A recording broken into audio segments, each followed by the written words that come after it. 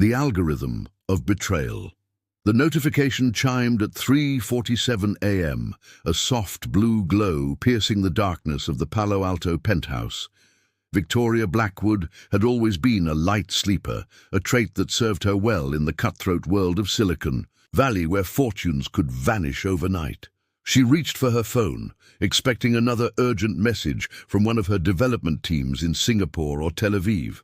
Instead, she found something that would change everything. The message wasn't meant for her eyes. It was a fragment of code, a digital ghost that had somehow escaped the secure partition where her husband Marcus kept his private communications. The company's AI system, her creation, had detected an anomaly during a routine security update and flagged it for her attention. What Victoria read made her blood run cold. The patents transfer Monday. V still has no idea about the Prometheus protocol. Once we have her signature on the routine licensing agreement, everything she's built becomes ours. The world will know Natasha Volkov as the architect of the future, not some trust fund princess. Victoria sat up in bed, her heart hammering against her ribs. Marcus lay beside her, sleeping peacefully, his face illuminated by the pale glow of the San Francisco Bay visible through their floor-to-ceiling windows. For 8 years, she had shared everything with this man. Her bed, her dreams, her revolutionary artificial intelligence technology that had made them both billionaires.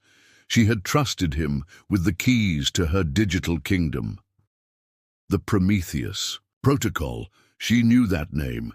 It was her most guarded secret, an AI system so advanced it could revolutionize everything from medical research to space exploration. Only 3 people in the world knew about its existence: herself, her CTO Felix, and apparently the man who had been whispering sweet lies into her ear for nearly a decade.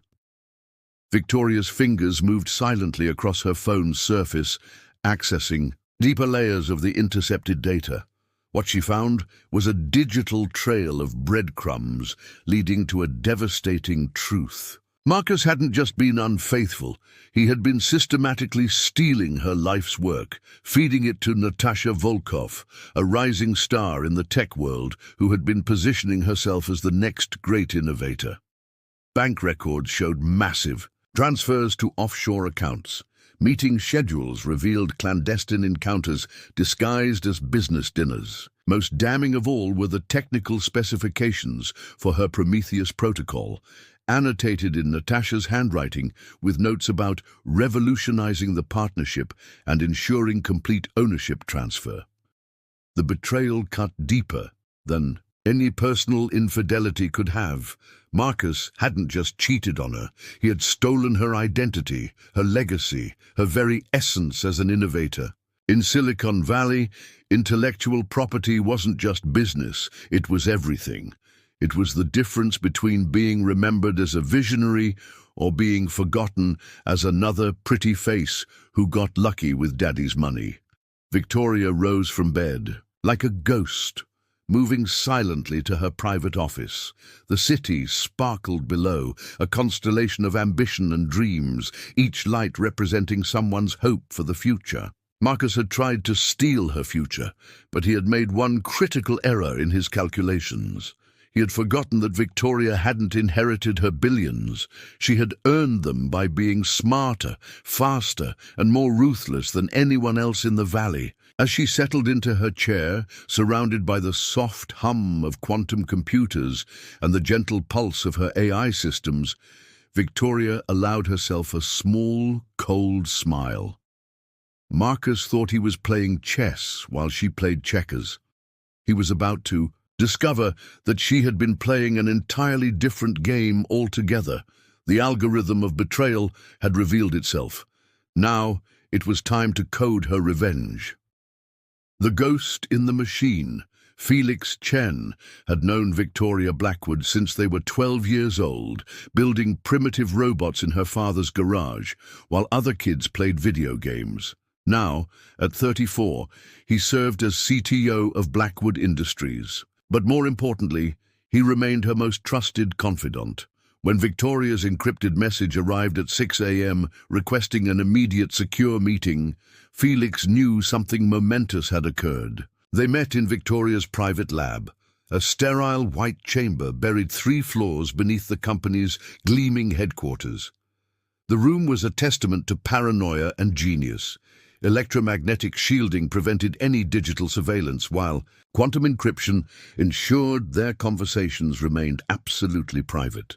Victoria looked composed, but Felix could read the micro-expressions that others missed. She was furious. "Show me everything," Felix said simply, settling into a chair across from her workstation.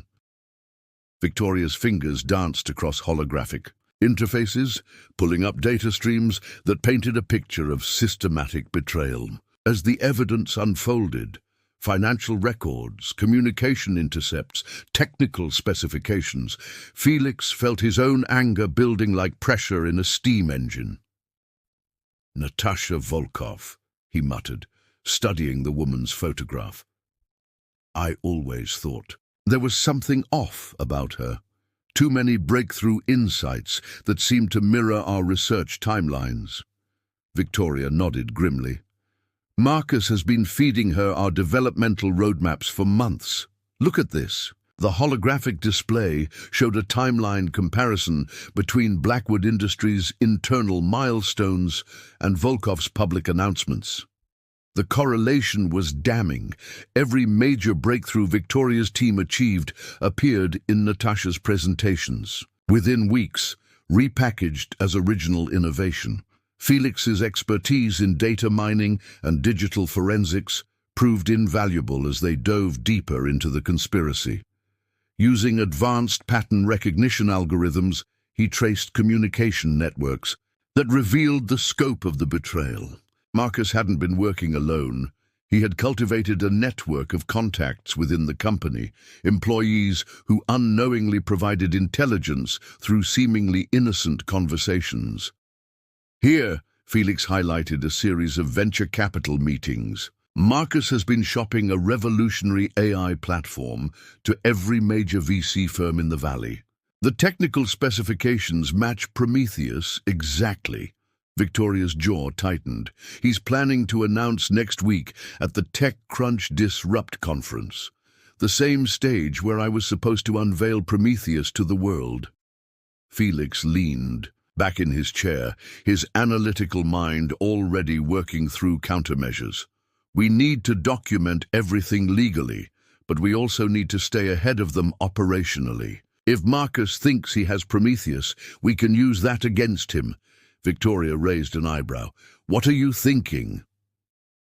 "Digital honeypots," Felix explained, his excitement growing. "We feed him false information, make him think he's getting deeper access to your systems. Meanwhile, we track every move he makes, every person he contacts, every dollar he spends. We turn his own network against him." Over the next hour, they crafted a sophisticated deception campaign. Felix would modify the Prometheus system to include subtle tracking algorithms and intentional vulnerabilities. When Marcus attempted to demonstrate his technology to investors, the system would appear to work perfectly while secretly gathering evidence of the theft. "The beautiful irony," Felix mused, as they finalized their plans, "is that we're using the very AI technology he's trying to steal to catch him in the act. Prometheus will document its own theft." Victoria smiled for the first time since discovering the betrayal. "Marcus always said I was too trusting, too naive for the tech world. He's about to learn that being underestimated is the greatest advantage of all." Felix began implementing their digital traps immediately, weaving invisible threads throughout the company's systems. Every database Marcus accessed, every file he copied, every communication he made would be logged and analyzed. The ghost in the machine was no longer Marcus's secret weapon, it was Victoria's. "How long do we give him?" Felix asked as he finished coding the final surveillance protocols. Victoria checked her watch, calculating the timeline until the TechCrunch announcement. "Just long enough to hang himself with his own ambition." The network effect, Diana Sterling had built her reputation as Silicon Valley's most formidable corporate attorney by understanding that in the tech world, the legal battlefield was just as important as the technological one. When her Harvard roommate Victoria called, requesting an emergency meeting at their old haunt, a quiet wine bar in Menlo Park, Diana knew the situation was serious. Victoria never mixed business with their friendship unless the stakes were impossibly high. "He forged my digital signature," Victoria said without preamble, sliding a tablet across the mahogany table. Diana's perfectly manicured fingers scrolled through the documents, her legal mind immediately recognizing the implications. Patent transfer agreements, licensing deals, intellectual property assignments, all bearing Victoria's authenticated digital signature, all dated within the past 6 months. "Sophisticated work," Diana murmured, her voice betraying none of the alarm she felt. "Marcus used your biometric data to create authentic signatures on documents you never saw. This isn't just theft, it's identity fraud on a corporate scale." She took a sip of her wine, already formulating strategy. "The good news is that this level of deception means criminal charges. The bad news is that if these transfers go through, proving fraud after the fact becomes exponentially more difficult." Victoria leaned forward, her eyes intense. "That's why I need you to help me disappear." Diana raised an eyebrow. "Excuse me?" "Not literally," Victoria clarified. "I need to restructure everything before Marcus realizes I know. Can you create a corporate maze so complex that even if he has my signatures, he can't figure out what he actually owns?" Diana's smile was sharp as a blade. "Now you're speaking my language." Over the next 4 hours, they architected a financial fortress that would have impressed Sun Tzu himself. Diana utilized her network of contacts in Delaware, the Cayman Islands, and Luxembourg to create a web of shell corporations, holding companies, and trust structures that would make ownership nearly impossible to trace. "The beauty of modern corporate law," Diana explained as she drafted incorporation documents, "is that complexity is protection. While Marcus thinks he's stealing from Victoria Blackwood, individual owner, we're transferring everything to the Meridian Technology Trust, which is owned by Pacific Ventures LLC, which is a subsidiary of Blackwood Holdings International." Victoria watched in fascination as Diana worked, appreciating the artistry of legal manipulation. "And I control all of these?" "Through various mechanisms, yes," Diana confirmed. "Some you own directly, others through intermediary trusts that you established years ago, with retroactive documentation, of course. By the time Marcus figures out the structure, every real asset will be locked in legal frameworks that would take years to challenge." The most elegant aspect of Diana's strategy involved using Marcus's own ambitions against him. "He's been so focused on stealing your technology that he's ignored the corporate infrastructure," Diana noted. "While he's forging signatures on patent transfers, we're transferring the patents to entities he doesn't even know exist." Diana's phone buzzed constantly as she coordinated with lawyers across multiple time zones. Swiss banking privacy laws, Irish intellectual property protections, Singapore corporate secrecy regulations. She wove them together into an impenetrable legal shield. "There's something else," Victoria said, showing Diana communications between Marcus and Natasha. "They're planning to announce a merger between their companies next week. Marcus thinks he's bringing your technology as his dowry." Diana's laugh was coldly amused. "Then let's give him something to announce." She began drafting a series of licensing agreements that would appear to grant Marcus broad rights to Victoria's technology while actually granting him nothing of substance. "These look impressive but are essentially meaningless. Lots of legal language that sounds important but contains so many restrictive clauses, they're worthless." "Won't he have lawyers review them?" "Of course," Diana replied. "But lawyers look for obvious traps, not subtle impossibilities. By the time anyone realizes these agreements are legal quicksand, the real assets will be beyond reach. As dawn broke over Silicon Valley, Diana submitted the final incorporation documents. Victoria's empire had been transformed from a single corporation into a hydra of legal entities, each protected by different jurisdictions and laws. "Marcus wanted to steal your kingdom," Diana said, raising her coffee cup in a toast. "Instead, he's about to discover he's been fighting over an empty castle while you've relocated to an invisible fortress." Victoria smiled, feeling truly confident.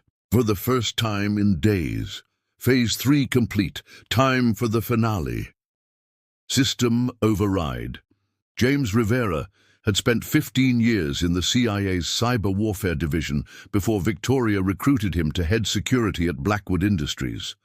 He understood that in the digital age, information wasn't just power, it was ammunition. When Victoria briefed him on Marcus's betrayal, James felt the familiar rush of a complex operation coming together. This wasn't just corporate espionage, it was war.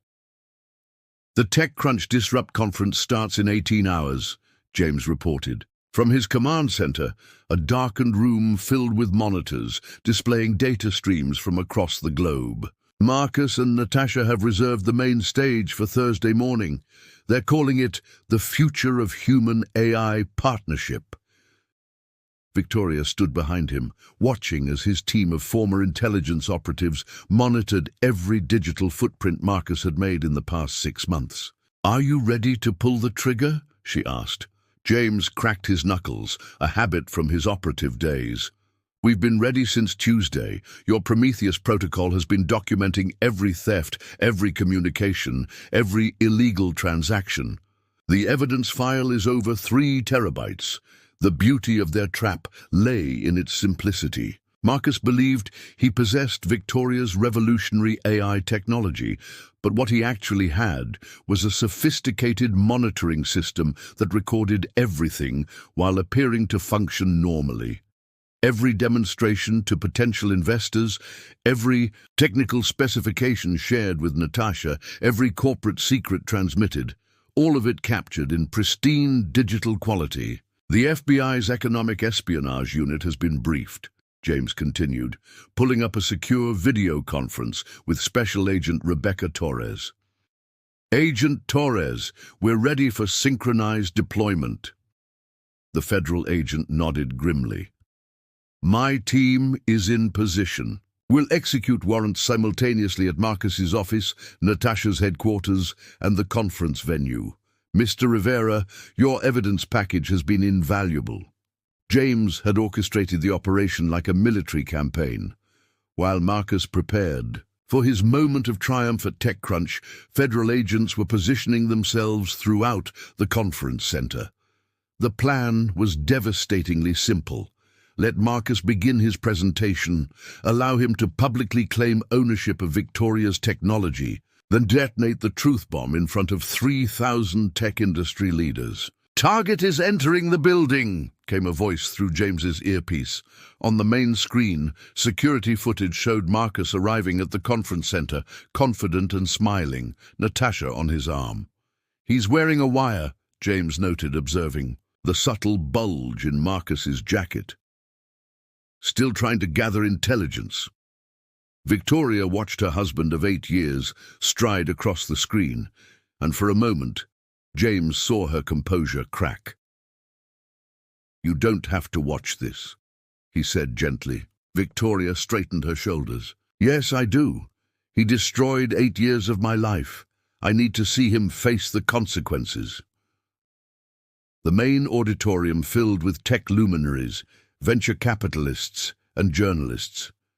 Marcus took the stage with practiced confidence, his presentation beginning with bold promises about revolutionary AI breakthroughs and the next evolution of human-computer interaction. James monitored the feed while coordinating with federal agents positioned throughout the audience.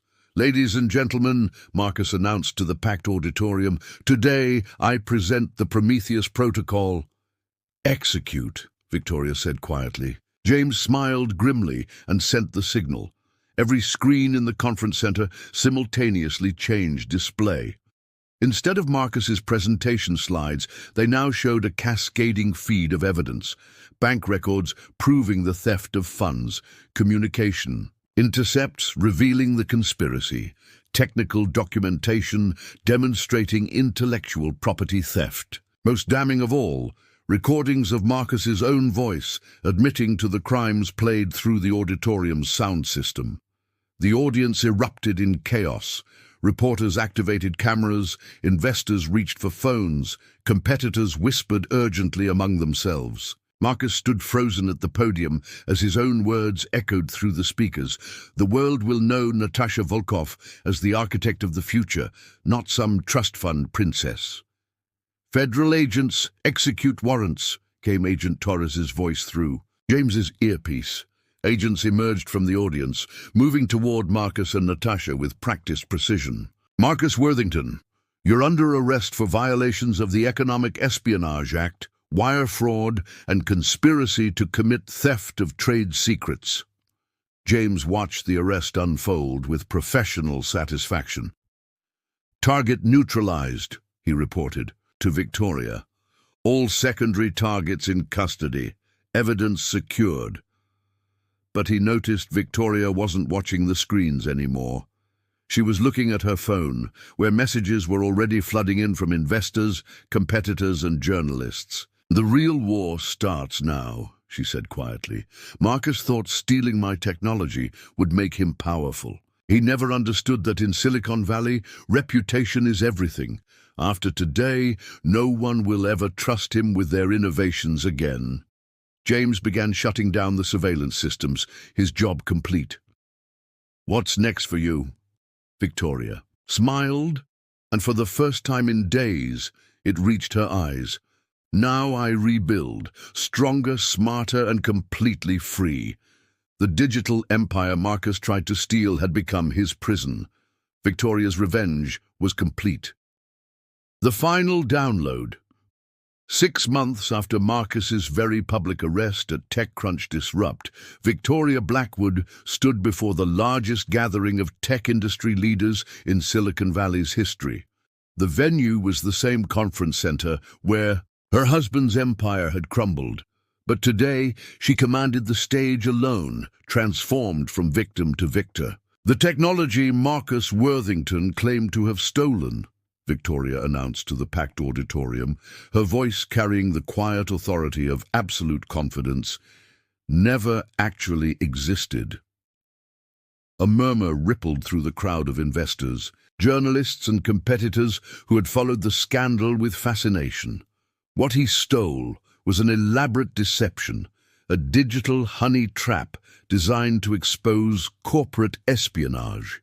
Victoria smiled as she revealed the truth that only her inner circle had known. The Prometheus Protocol Marcus believed he had stolen was indeed revolutionary, but not in the way he had imagined. It was the world's most sophisticated surveillance and evidence-gathering system, designed to document its own theft while appearing, to function as advertised.